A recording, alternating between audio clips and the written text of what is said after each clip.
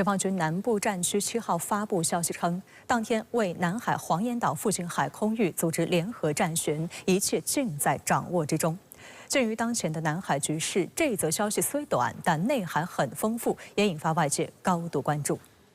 据解放军南部战区官方微博消息，8月7号，南部战区为南海黄岩岛附近海空域组织联合战巡，旨在检验战区部队侦察预警、快速机动、联合打击能力。一切搅局南海、制造热点、破坏地区和平稳定的军事活动，尽在掌握之中。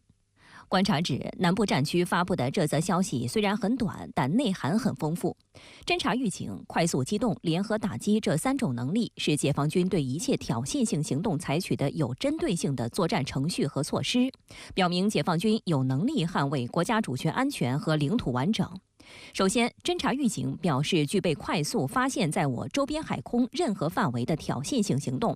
快速机动则表明我舰艇飞机能快速出动，赶赴现场采取应对措施；而联合打击则是针对任何对我实施侵犯行为的势力实施海空联合反制，确保海空控制权，掌握主动权，并根据情况进一步展开打击行动，维护我领土主权和海洋权益。 在南海黄岩岛附近海空域组织联合战巡，传递出的威慑信号是非常明显的。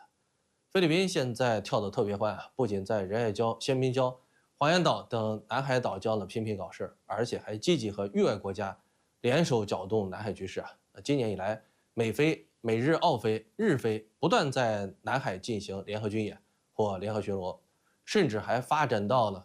菲律宾和越南进行联合军演，使得南海局势呢不仅 无法缓和，反而变得更加严峻啊！外界注意到，7号当天，美国、菲律宾、加拿大和澳大利亚的海空军开始在非专属经济区开展为期2天的多边海上演习。这是4国之间首次联合演习，以加强部队之间的互操作性，也是过去10天之内菲律宾拉拢域外国家进行的第3次演习。7月31号，美菲2国海军在南海举行海上联合演习。8月2号，日菲又在南海举行联合军事演习。 对于这一连串的动作，有分析指出，菲律宾拉拢域外国家在南海地区搞演习，看似在涉海问题上增加了底气，但实质上非引狼入室的做法，不仅导致大量军事力量在南海集聚，也冲击东盟在地区安全事务上的中心性。当前，东盟国家中只有菲律宾毫无战略自主性，美国的取向就是菲律宾的取向。如果不加大对菲律宾马克思政府的反制力度， 那仗着域外国家撑腰的菲律宾搞事的嚣张气焰只会越来越高。现在解放军南部战区部队在南海黄岩岛附近海空域组织联合战巡，就是在警告菲律宾和其背后势力啊，想要搞乱南海、挑衅中国的主权和领土完整，解放军绝不答应，而且解放军完全有能力战胜一切挑衅。 8月4号，德国防长皮斯托里乌斯在马尼拉与菲律宾防长特奥多罗举行会晤，双方决定深化军事合作。这是历史上德国防长首次到访菲律宾。外界注意到，近年来为迎合美国印太战略，德国在亚太地区不断刷存在感。2号，德国刚刚加入了以美国为首的驻韩联合国军司令部，遭到朝鲜官方强烈谴责。 今年是德国与菲律宾建交70周年，两国高层互动频密。继菲总统马克思3月访德后，德国防长皮斯托里乌斯也于8月4号对马尼拉展开访问。与菲律宾防长特奥多罗会晤中，皮斯托里乌斯提出可以在防空、海军和军用运输机等领域展开合作，而特奥多罗则表示希望在军备项目、士兵教育和培训以及军事网络安全方面得到德方的支持。 会后，双方还发表联合声明，承诺两国军队建立长期关系，以扩大训练和双边交流，探索扩大军备合作的机会，并参与联合项目。此外，两国计划最晚于今年年底前，在一份防务政策条约中建立深化军事合作的规则和目标。对此，菲律宾媒体分析认为，若与德国达成军事政治协议，将成为非政府的重大外交收获。 值得注意的是，两国防长见面时，特奥多罗再次声称，菲律宾没有挑衅中国，也没有寻求战争。皮斯托里乌斯则强调，德国参与该地区事务不针对任何人，而是专注于维护基于规则的秩序，确保所谓航行自由，保护贸易路线。对此，中国外交部发言人毛宁6号回应表示，中国在南海的领土主权和海洋权益主张符合国际法和国际实践。当前在南海挑起事端的是菲律宾，而非中国。南海的航行自由从来不存在任何问题，基于这一伪命题编造叙事是没有意义的。希望域外国家多做有利于维护地区和平稳定的事。有观察指出，从双方的联合声明中不难看出，德菲军事合作的一个关键领域是军事装备。德国将来可以向菲律宾出售飞机、导弹、指挥控制等军事装备，有助菲军提高作战能力。但当前包括德国在内的美国许多盟国深陷俄乌冲突的泥淖中，究竟可以对菲律宾提供多少实质性帮助是个问号，非常大的可能是心有余而力不足。外界注意到，菲律宾是皮斯托里乌斯近段时间亚太行的其中一站。在首站夏威夷，他还专门登上了正在参加环太平洋2024多国演习的德国舰艇。5月7号，德国巴登福腾堡号护卫舰和美因河畔法兰克福号补给舰启程前往太平洋执行为期数月的训练任务。德方表示，2艘舰艇是德国在印太力量部署的一部分。据悉，这2艘军舰参加完环太军演后，将于9月初前往马尼拉进行访问。有分析指出，二战结束以来，德国在军事安全领域一向低调行事，但是近年来，德国不断加强军事建设的规模和力度，还将战略触角伸向亚太方向。过去2年，德国持续通过展示军事实力、参与联合训练等方式，扩大在该地区的军力部署。而美国计划筹建亚太版北约，也是想把北约的军事力量向亚太集聚。这次德国派军舰到太平洋执行为期数月的训练任务，实际上是借助美国推行印太战略，通过远海跨洲际训练，凸显其在亚太地区的影响力以及发挥的关键作用，成为美大国竞争战略的重要棋子。2020年呢，德国联邦政府颁布了印太指针，明确了新时期呢，德国要强化在亚太地区的这个存在，那么重新塑造其在亚太地区的角色定位。此次德国防长的这个访问，显然呢，也是为了迎合美国的这个印太战略，这也凸显了呢整个德国对外政策的这种投机心理。事实上，在访菲前，皮斯托里乌斯还于8月2号到访韩国，期间德国正式加入了以美国为首的驻韩联合国军司令部，成为该组织中第18个国家。皮斯托里乌斯表示，此举表明柏林坚信欧洲安全与印太安全密切相关，承诺在发生战争时保卫韩国。据悉，德国将从9月起在韩国正式部署 A319OH 侦察机，以增强联合国军在区域内的空基侦察实力。需要指出的是，所谓的联合国军司令部与联合国没有任何关系，只是盗用了联合国名义和旗帜，实际上是由美国独家掌控、谋取自身利益的私产，不具有任何合法性。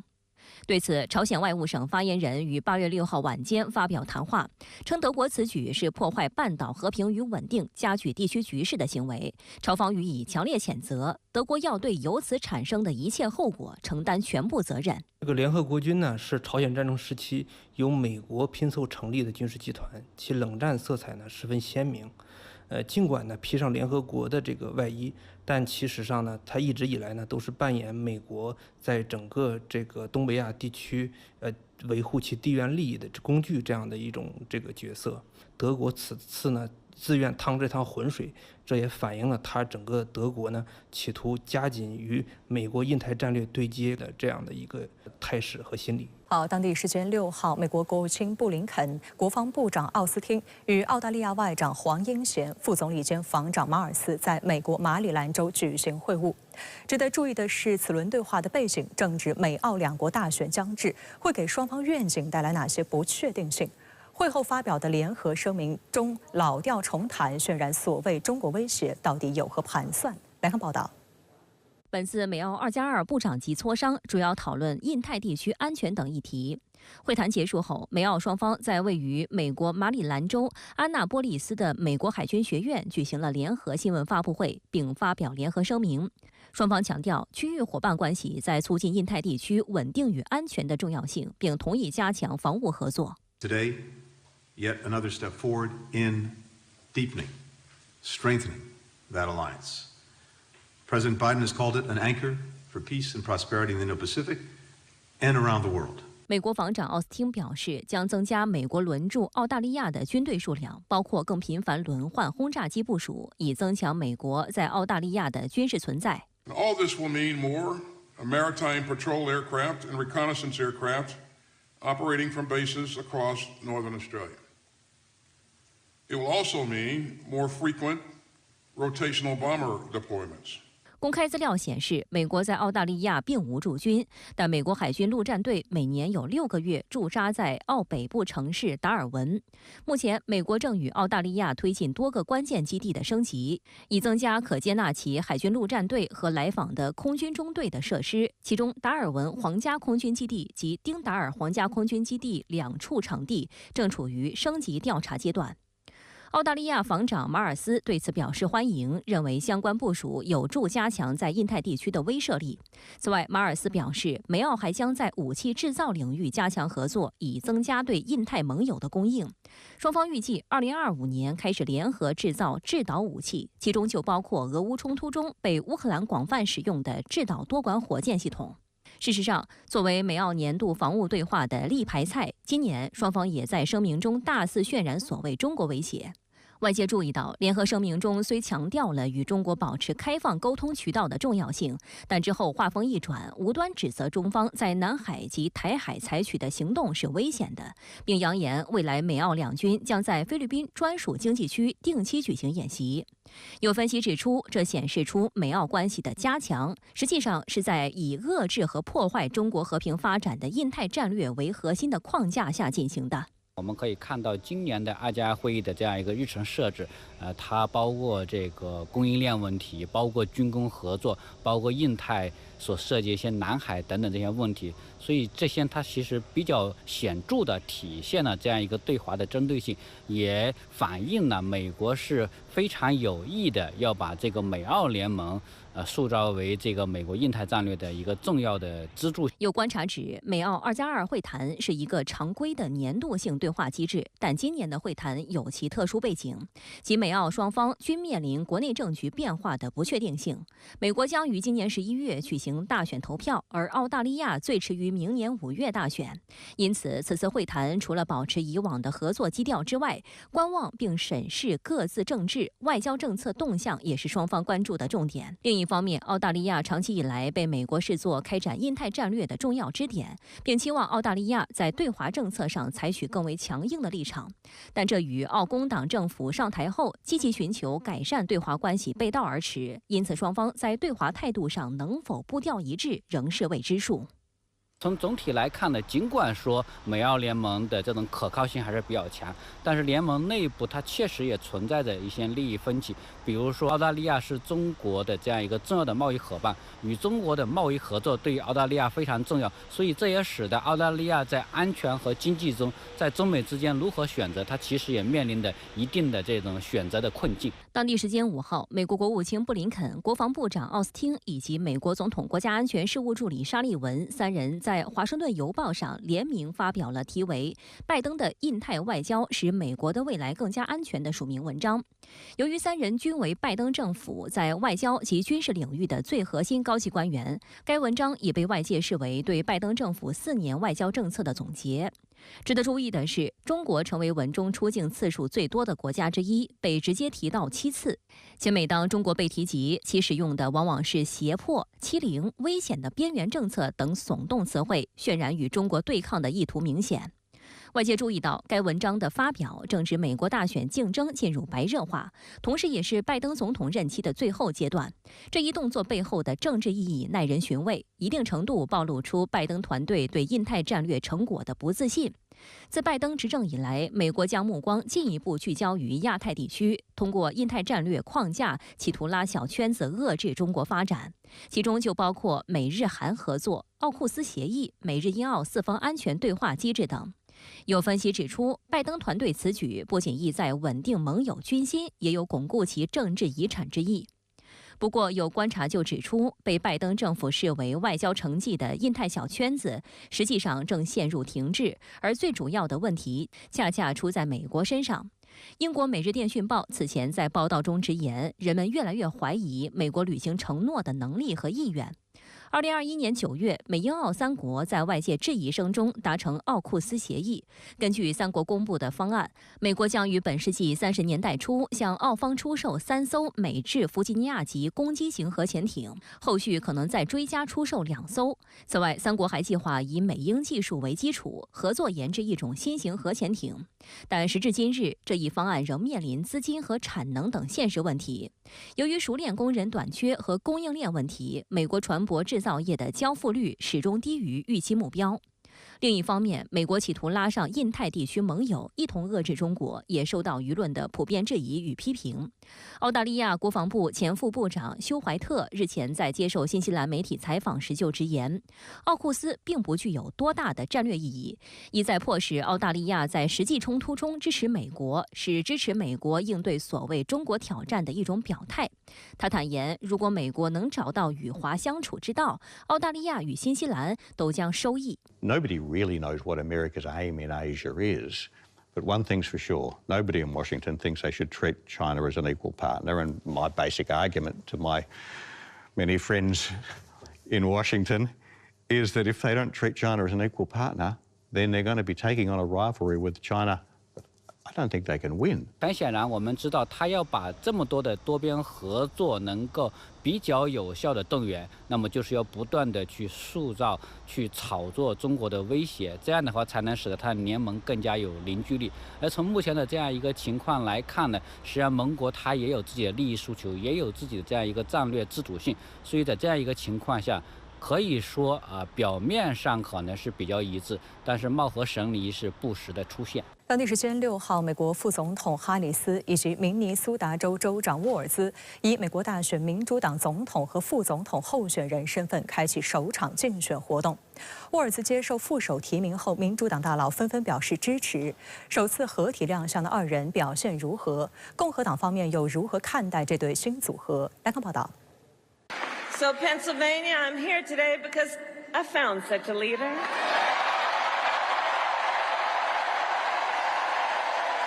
Governor Tim Walz of the great state of Minnesota. 哈里斯及其副手沃尔兹6号在费城首次合体亮相。根据哈里斯竞选团队的说法，这场设在费城天普大学的竞选集会吸引了超1.4万名支持者，是迄今为止规模最大的竞选集会。体育馆被挤爆，不少人只能等在场外。但美媒及民调机构当天的调查显示，全美有70%人都不熟悉沃尔兹，因此这场集会的重点就成了向选民介绍沃尔兹的场合。哈里斯在当天的演讲中称，自己的目标是找到能帮助他创造美好未来的合作伙伴。他向支持者介绍了沃尔兹的背景，称他曾是一名高中教师和橄榄球教练，国民警卫队老兵，前国会议员。And in 91 days, the nation will know Coach Walz by another name, Vice President of the United States. 沃尔兹也在当天的集会上发表讲话，抨击共和党总统候选人特朗普和他的竞选搭档万斯。分析指，这预示了沃尔兹将按惯例扮演副总统候选人的攻击角色。Again and again and again, Trump weakens our economy to strengthen his own hand. He mocks our laws. He sows chaos and division.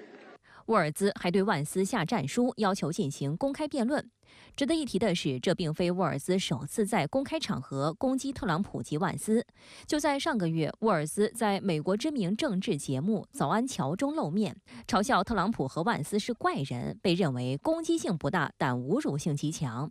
Well, it's true. These guys are just weird. 美国全国广播公司称，正是凭借这几个字，这位相对低调的中西部州长在社交媒体上引起轰动，使他在民主党选民中名声大噪，最终跻身副总统候选人名单前列。外界也形容哈里斯选择副手的过程极其谨慎。据美国有线电视新闻网报道，直到6号早上，哈里斯才做出最终决定。也因为哈里斯迟迟未下定决心，团队为当晚在费城的双人亮相活动准备了多个版本的标识，分别印着哈里斯和几位可能的候选人的名字。我觉得这个哈里斯跟沃尔兹的首场这个竞选集会，总体上看是非常成功的。通过这次他们的首次的积极亮相，可以看到他们这个组建团队的效率还是非常高的。沃尔兹他在这次的竞选集会上，他的这种亮相，表明呢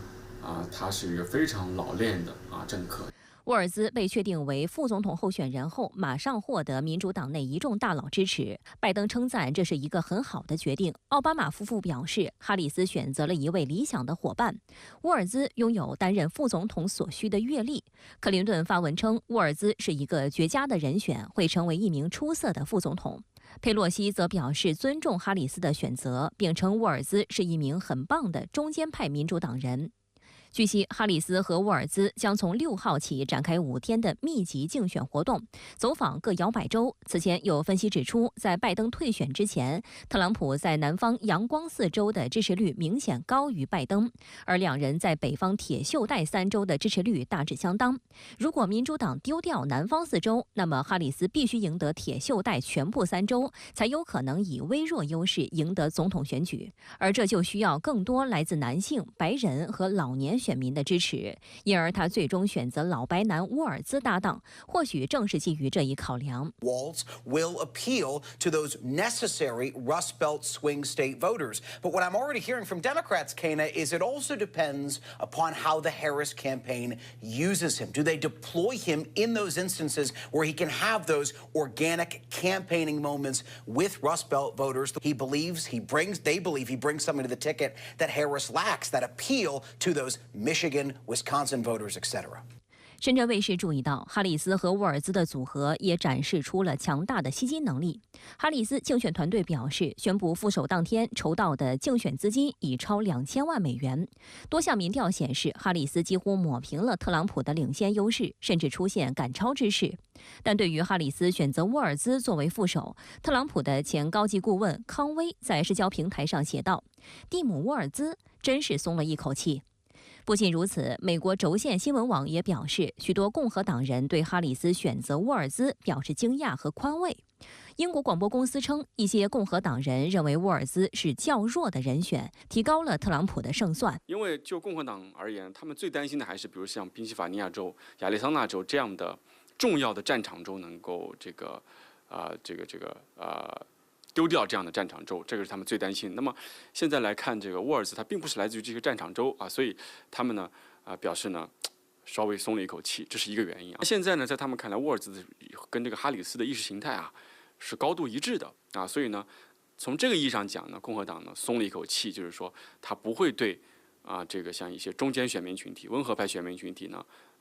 造成很明显的这种分票效应。另一方面，共和党也在竭力应对哈里斯和沃尔兹这对新组合可能带来的影响。美国全国广播公司新闻网报道称，万斯6号在哈里斯和沃尔兹上台前几个小时，在费城举行集会，随后一一到访哈里斯将去的美国摇摆州，举行造势活动。美联社称，万斯的目标正是削弱哈里斯和沃尔兹首秀的影响力。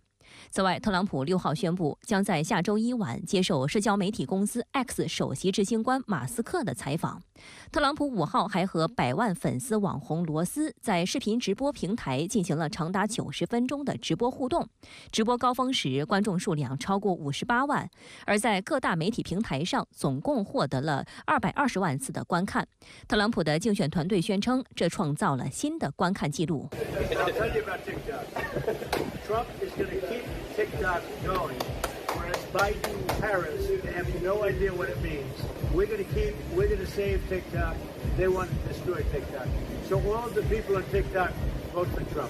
事实上，从明尼苏达州州长到哈里斯的竞选搭档，沃尔兹只花了半个月的时间。那么，沃尔兹究竟是谁？在最终面试中，沃尔兹到底说了什么，才赢得哈里斯垂青？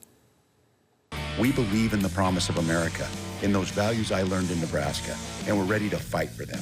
Because as Kamala Harris says, when we fight, we win. 哈里斯在宣布副手人选后，立刻在社交平台上发布了一则1分30秒左右的短视频，介绍沃尔兹的生平。视频重点突出了他出生于中西部农村、橄榄球教练、退伍军人等重要标签。美联社指，很难找到比沃尔兹更能生动地代表美国腹地的人。沃尔兹出生于内布拉斯加州，这里地处美国中西部大平原。内布拉斯加州向北与南达科他州相连，向东与埃奥瓦州相邻。农业是该州的重要产业。沃尔兹在从政前曾在该州担任教师，并遇到妻子格温。沃尔兹还曾在国民警卫队服役长达24年，这让他在2007年加入众议院时成为美国国会中军衔最高的人。而在众议院工作的这些年，沃尔兹积极处理退伍军人事务，并积累了丰富经验，还推动退伍军人参与农业。美国政治新闻网称，沃尔兹的这一背景可以有效地帮助哈里斯阵营团队退伍老兵以及农民群体。在中国社交媒体上，沃尔兹曾在广东佛山任教，成为关注焦点。有消息称，他还会说一些普通话。2000年代初期，沃尔兹与妻子经营了一家教育公司，主要业务是帮助美国的高中生暑期来中国参访。根据美国众议院2007年公布的财务报表，沃尔兹还曾在澳门理工大学担任研究员，但自2018年返回明尼苏达州担任州长之后，沃尔兹就很少就地缘政治问题发表评论。担任州长让沃尔兹名气大涨。2018年，沃尔兹以领先2位数的巨大优势获得州长之位，并在2022年以52%的选票赢得连任。在任期间，沃尔兹推动了多项进步法案，涉及性别议题、堕胎权等敏感议题，让这位60后获得 Z 世代盟友的赞誉。He helped get through a program to provide universal school meals for children. He was supportive of codifying abortion rights. He was viewed as somebody who was very progressive on climate change, the environment, and also in promoting infrastructure spending. 明尼苏达州是美国农业大州，属中西部地区，其中包括一个被称为玉米带的地区。拥有超过1.27亿英亩的农业用地，主要种植玉米和大豆等商品。担任州长期间，沃尔兹常常身着 T 恤，头顶鸭舌帽出现在农场，和农民打成一片，与西装革履、颇具精英感的政客形象形成鲜明对比。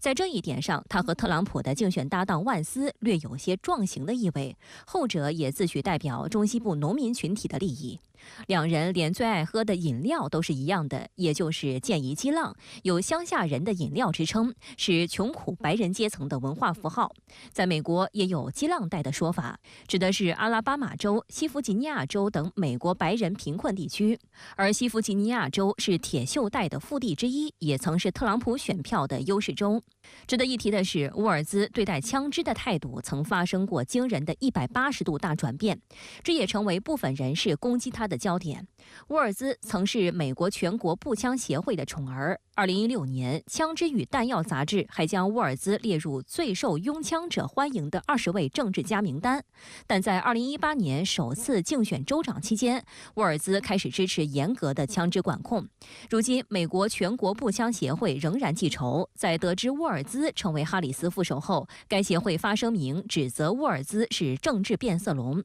但在支持者看来，这一转变可以激起许多美国民众的共鸣。Hope woke up like many of you did 5 weeks ago and said, Dad, you're the only person I know who's in elected office. You need to stop what's happening with this. So yeah, Walsh's position on how we should address gun violence has changed. It was an evolution. And I bet a heck of a lot of Americans went through that same evolution with him. And the willingness to acknowledge and change your view isn't a weakness in a leader. It's a strength. 沃尔兹最近一段时间凭借出色的造梗能力，在一众民主党人中脱颖而出。据悉，沃尔兹指责特朗普和万斯是怪人的采访视频成功俘获了哈里斯团队。这个词很快成为哈里斯和其他民主党人的口中热词。正是因为认定沃尔兹可以成为非常好的打手，因此在拜登宣布退选后，哈里斯就给沃尔兹拨去电话。美国政治新闻网称，哈里斯方面早在拜登没退选时，就在运筹帷幄寻找一名名气小得多的竞选搭档，一起取代拜登。知情人士还说，佩洛西是最看好沃尔兹的人，他曾多次向民主党的同事们夸赞沃尔兹是重要的后起之秀，不要忽视他。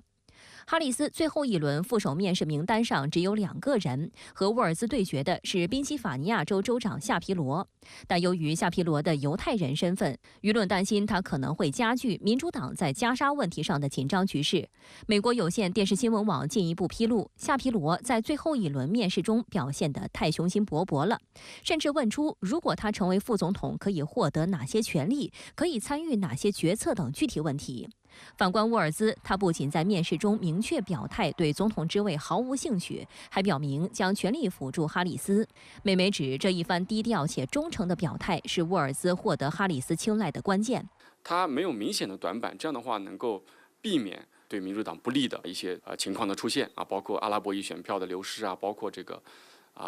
劳工阶层和工会选票的流失啊，这些。哈里斯来自于加州，他又是一个这个少数族裔的女性总统，那么她就需要一个白人的男性的，而且跟白人蓝领啊，包括工会关系比较好的这样的一个搭档，来帮她来在这方面加分。沃尔兹在接下来会对哈里斯形成一定的补充的作用。不过，沃尔兹在多大程度上能够帮助哈里斯，则要打一个巨大的问号。分析指，副手人选一般只能起到平衡候选人人设的作用，不会成为推动胜选的决定因素。但另一方面，如果副手表现欠佳，极容易拖累候选人。 Historically, the VP pick hasn't really had a tremendous effect on the ticket, but ultimately, you kind of want to do no wrong here, right? So anything that Kamala Harris can do to kind of build that kind of appeal there, maybe that ultimately helps, with her polling in some swing states. We'll have to see whether or not the VP pick here has any effect there. 国民主党总统候选人哈里斯选定明尼苏达州州长沃尔兹作为副手，那您对此怎么看呢？哈里斯和沃尔兹已经正式接受提名了啊！应该指出，这次沃尔兹的出山呢，比万斯搭配特朗普的出山更加引人关注。这不仅是因为他伴随哈里斯有后来居上的这个态势，而且因为他既不同于当年拜登指定哈里斯的那种配合型的选择，也不同于特朗普指定万斯的接班型的选择。沃尔兹呢，具有一种独立的政治品格和经历，而且从政业绩很突出，性格呢圆通，是美国政坛很缺少的，应该值得人们关注，特别是值得我们中国人关注的一个政治人物。而且呢，他被选成副总统的候选人呢，又是要配合哈里斯这样一位缺乏行政经验和在白人男性选民支持的美国首次出现的少数族裔的女性总统候选人。所以这就使得这个沃尔兹更具有一种既考虑了美国主流的社会需求，而本人又年富力强，各种条件又都不输或强于万斯，甚至都不输给总统候选人的重要特质。沃尔兹在明尼苏达州连选连任州长，积累了对应新冠疫情、弗洛伊德案件和气候政策、免费提供学生午餐等等各种业绩。就像《华盛顿邮报》评价他说，在进入政坛之前呢，他已经就具有了一个完整的人生。而我则认为呢，沃尔兹在成为副总统候选人之前，他其实就已经拥有了一个比较完整的能胜任美国副总统需要的政治资格和条件。那么具体而言，沃尔兹能给哈里斯带来什么呢？沃尔兹对于哈里斯来说呢，我认为有4大胜选的推动效应。第一呢，就是互补加分效应。哈里斯的有色人种、女性身份都需要选择沃尔兹这样一个老白男啊。这个“老”字不是年龄，是指他呢从政经历的丰富。这无疑对于哈里斯来说都是很好的补充。第二呢，就是它的地缘拉分性的效应。美国大选呢，从来都是决定于摇摆州的投票取向，而沃尔兹本人呢所在的明尼苏达州虽然不是摇摆州，但是却和摇摆州埃亥俄密歇根比邻。那么沃尔兹的口碑又极好，业绩突出，同时他本人又担当着民主党州长协会的会长，所以他就具有着超出所在明尼苏达州的外溢性的地缘拉票效应。第三呢，就是沃尔兹具有着一种政策舒适性的效应。尽管他的政策特点也是偏左的，但是呢，就像他改善气候环境给孩子们提供免费午餐一样他搞的大多是一些比较务实、比较具有公约数和相对争议性比较少的政策主张。和特朗普、万斯等那种刺激的、犀利的性格不一样啊，沃尔兹呢更加温和、开明、灵活、有弹性。他善于和意见不同的人交往，他常年的担任教师，所以懂得怎么样来和不同性格的孩子们协调打交道。据说沃尔兹在议会和政府从业期间呢，他都和共和党人士相处得不错。比如，他最近就把特朗普和万斯的做法称作为一种比较怪异的政策，而且称他们是怪人。他用这样的一种虽然调侃，但是呢又相对比较温和的批评方式，这就比较符合美国两党政治竞争的本来的特质。这种政策舒适性啊，在今天美国极端对立的政坛当中日渐缺乏，但也是一个很重要的优势。所以呢，特朗普说沃尔兹是更加危险啊。第四呢，就是沃尔兹还具有着其他候选人都不具备的了解中国的效应，这是他在外交上的优势。他还可以为美国和外部世界打交道的时候发挥重要的补充效应。